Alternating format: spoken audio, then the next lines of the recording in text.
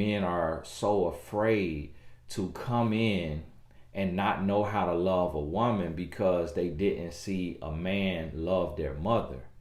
And men, we learn by example.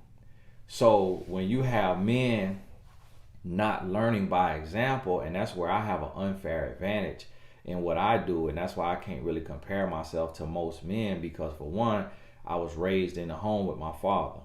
So I got to see marriage, and I got to see a happy, healthy marriage, and I got to see them coexist. They eventually got a divorce when I was around 20, 21, but for the 12 years, the first 6 years they were just normal couple, have arguments and stuff, had their little fights. But then after that, they got in the church, and I really didn't see them fight anymore from the age of 6 through 18 when I left to go to college. And then they got a divorce around, I think, 20. But I got to see a functioning marriage, so that made me want to be married growing up. So around 16, I was looking for a wife. I was marriage minded from the age of 16 when I started dating. Most men are not that way, especially not men of color or minority black men. And then I got into an industry of teaching on love and relationships. So every single day I'm talking on love and relationships, so that helps hold me accountable.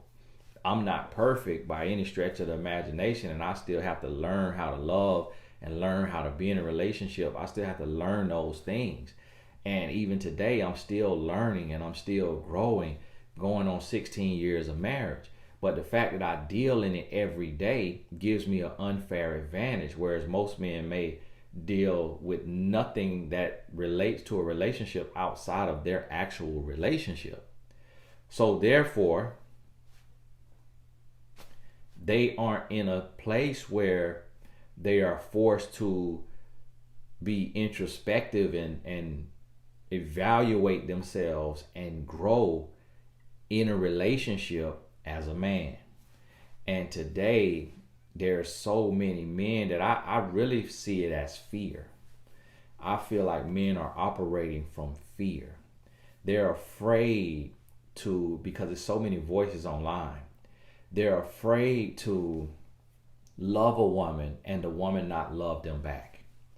They're afraid to give their all to a woman, but then slip up and cheat on this woman, and then the woman leave them and they lose half of what they've earned.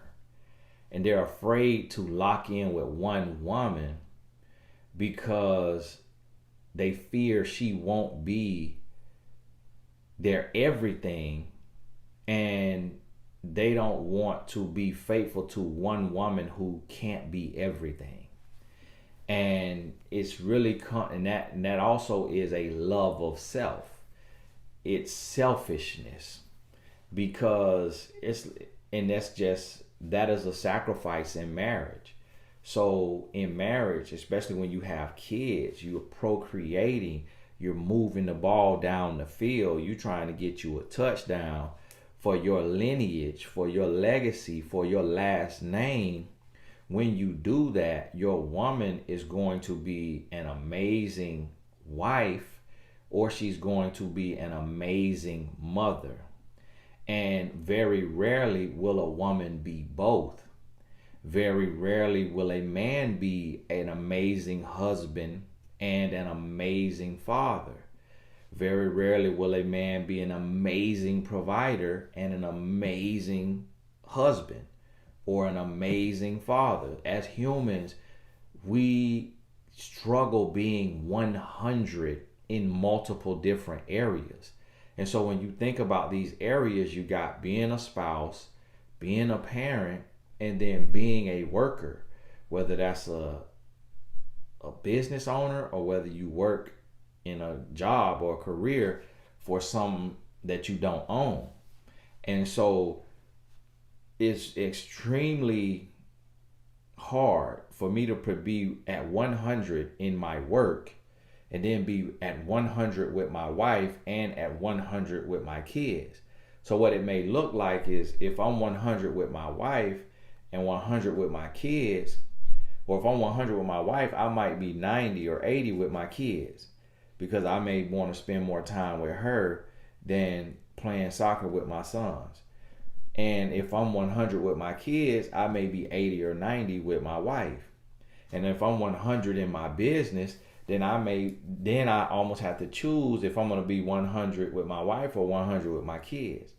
And that's just life, and it's not something that we should frown upon. It's not something and that's why people say balance doesn't exist, because it's nearly impossible to be 100 in multiple different arenas.